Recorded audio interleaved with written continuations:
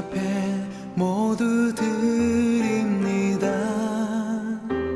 모든 아픔, 모든 기쁨, 내 모든 눈물 받아주소서.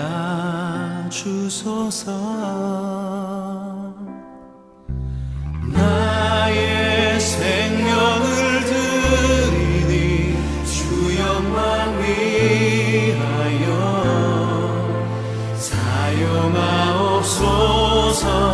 내가 사는 날 동안에 주를 찬양하며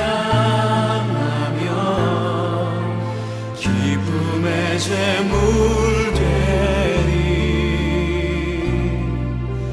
나를 받아주소서.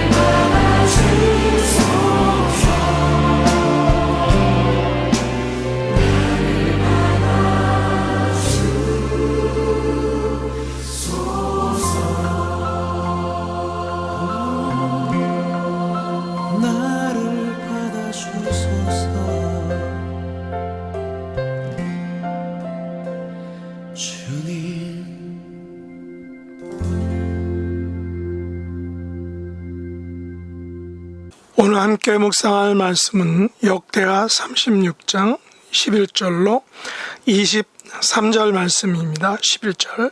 시드기야가 왕위에 오를 때 나이가 21세라 예루살렘에서 11년 동안 다스리며 그의 하나님 여호와 보시기에 악을 행하고 선지자 예레미야가 여호와의 말씀으로 일러도 그 앞에서 겸손하지 아니하였으며 또한 느부갓네살 왕이 그를 그의 하나님을 가리켜 맹세하게 하였으나 그가 왕을 배반하고 목을 곧게 하며 마음을 완악하게 하여 이스라엘 하나님 여호와께로 돌아오지 아니하였고 모든 제사장들의 우두머리들과 백성도 크게 범죄하여 이방 모든 가증한 일을 따라서 여호와께서 예루살렘에 거룩하게 두신 그 전을 더럽게 하였으며 그 조상들의 하나님 여호와께서 그의 백성과 그 거하시는 곳을 아끼사 부지런히 그의 사신들을 그 백성에게 보내어 이르셨으나 그의 백성이 하나님의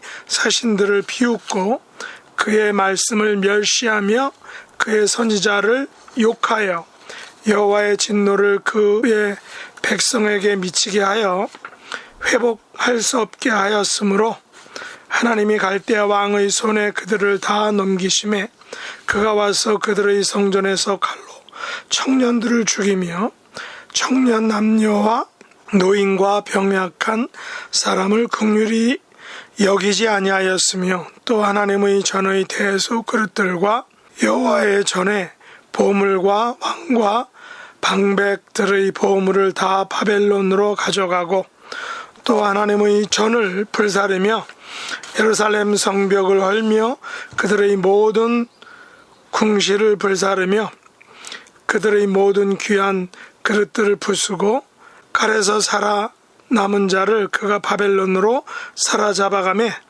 우리가 거기서 갈대아 왕과 그의 자손의 노예가 되어 바사국이 통치할 때까지 이르니라.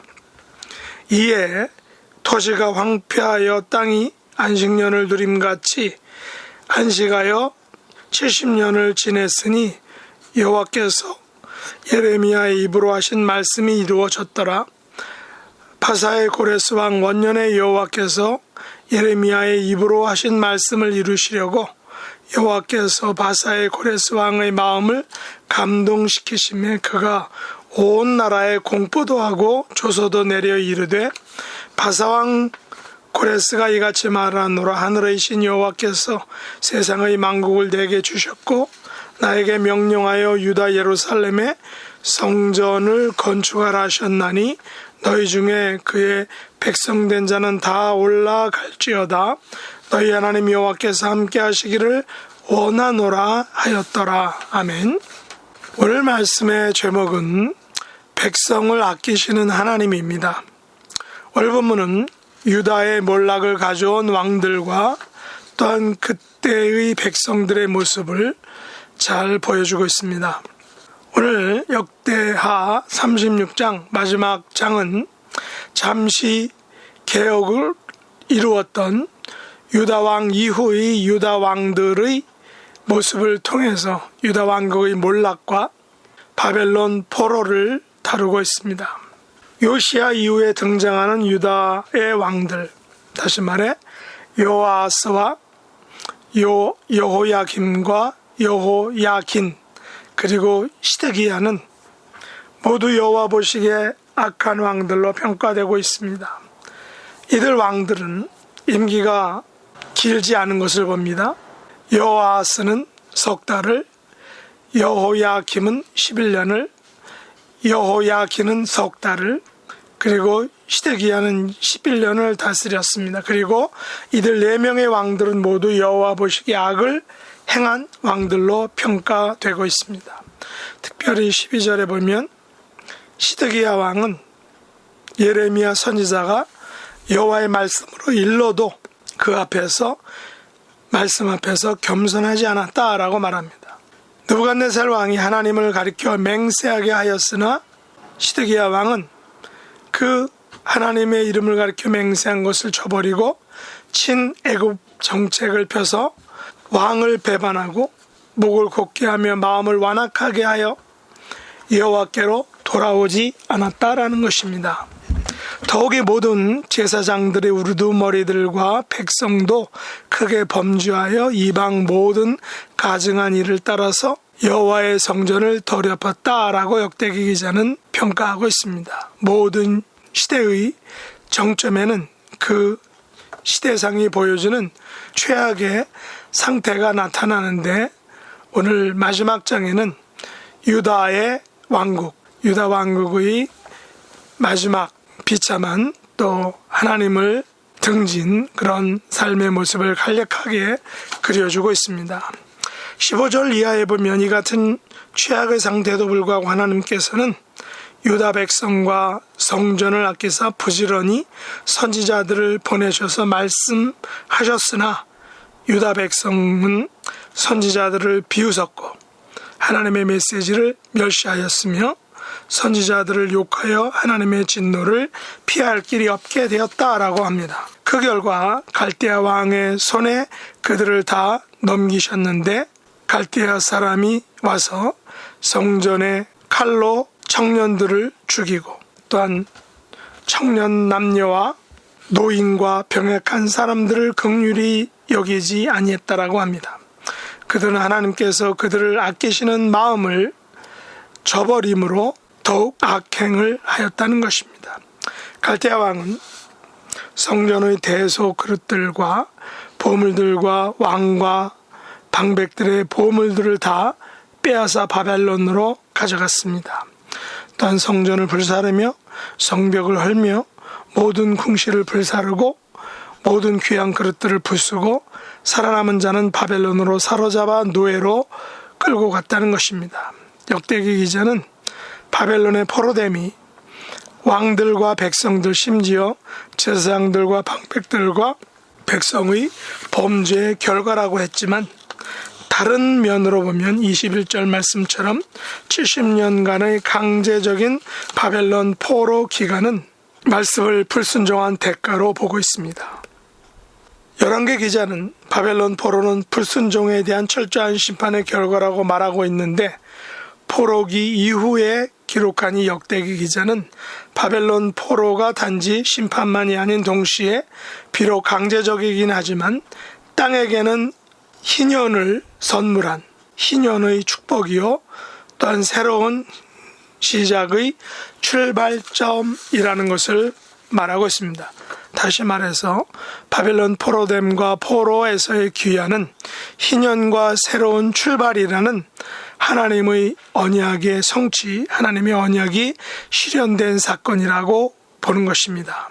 그런 의미에서 본문 22절과 23절은 열왕기서에는 없는 본문인데 이는 바벨론을 통한 심판 이후에 고레스 왕을 통한 포로에서의 귀환을 통해 하나님께서 언약을 지키시는 분, 또 말씀을 성취하시는 분이심을 보여주고 있다는 것입니다. 죄에 대한 심판으로 바벨론 포로가 되게 하셨고 그동안 땅을 안식하게 하시고 쉬게 하심으로 희년이 지난 후에 다시 그들을 회복시키심으로 하나님께서 당신의 백성을 여전히 아끼시고 사랑하시는 것을 보여주었다라는 것입니다. 성도의 삶에서도 마지막 유다 왕국처럼 4대에 걸쳐서 계속해서 무너지는 그런 경우가 있을 수 있습니다. 그럼에도 불구하고 하나님께서는 당신의 백성을 아끼시기에 선지자들을 계속해서 보내주신 것을 우리가 보게 됩니다. 계속적인 경고의 메시지를 무시하자 결국 70년간의 포로 생활이 시작되었습니다. 그러나 결국 이 70년간의 포로 생활 기간은 안식년과 희년을 지키지 못했던 땅에 대한 하나님의 축복이며 선물인 것입니다. 또한 바사왕 고레스를 통한 귀한 명령은 포로 후에 새로 시작하는 공동체를 이루게 하신 하나의 축복의 선포였다라는 것입니다. 우리들의 불순종은 속히 회개하고 돌이켜서 하나님께로 돌아가야 한다라는 사실을 우리가 이 본문을 말씀을 통해서 접하게 됩니다. 우리 하나님 아버지께서는 우리의 죄와 부족함에도 불구하고 여전히 아끼시고 긍휼히 여겨주시는 분이다라는 것을 분명히 깨닫게 되는 것입니다. 하나님 아버지 아껴주심의 은혜와 긍휼하심이 항상 우리와 함께함을 우리가 굳게 믿고 그 믿음 가운데 그 언약 가운데 우리의 남은 삶을 수놓아갈 수 있는 저와 여러분이 될 수 있기를 예수님의 이름으로 축복합니다. 기도하겠습니다. 하나님 아버지, 유다 왕국의 마지막 왕들은 악의 행진을 이루었지만 하나님께서는 당신의 백성을 아껴주시고 바벨론 포로 생활을 갖게 하셨습니다. 이 바벨론 포로는 범죄에 대한 심판의 성격을 가지고 있지만 70년간의 포로 생활을 통하여 백성들에게는 언약을 배신한 심판이 무엇인지를 깊이 반성하게 하셨고 또한 땅에게는 70년 희년의 기간을 통해 그 땅을 회복시켜 주신 것을 감사합니다. 이처럼 백성과 땅을 아끼시는 하나님의 은혜와 긍휼을 우리가 깊이 알고 더욱 온전한 믿음으로 살아가는 저희의 삶이 되게 하여 주시옵소서. 예수님의 이름으로 간절히 기도드립나이다. 아멘.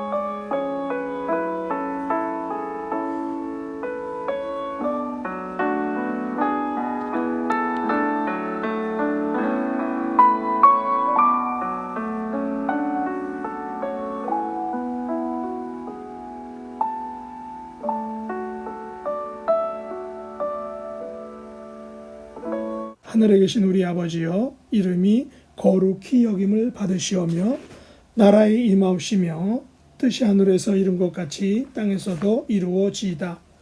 오늘날 우리에게 일용할 양식을 주옵시고 우리가 우리에게 죄 지은 자를 사하여 준 것 같이 우리 죄를 사하여 주옵시고 우리를 시험에 들게 하지 마옵시고 다만 악에서 구하옵소서. 대개 나라와 권세와 영광이 아버지께 영원히 싸움나이다. 아멘.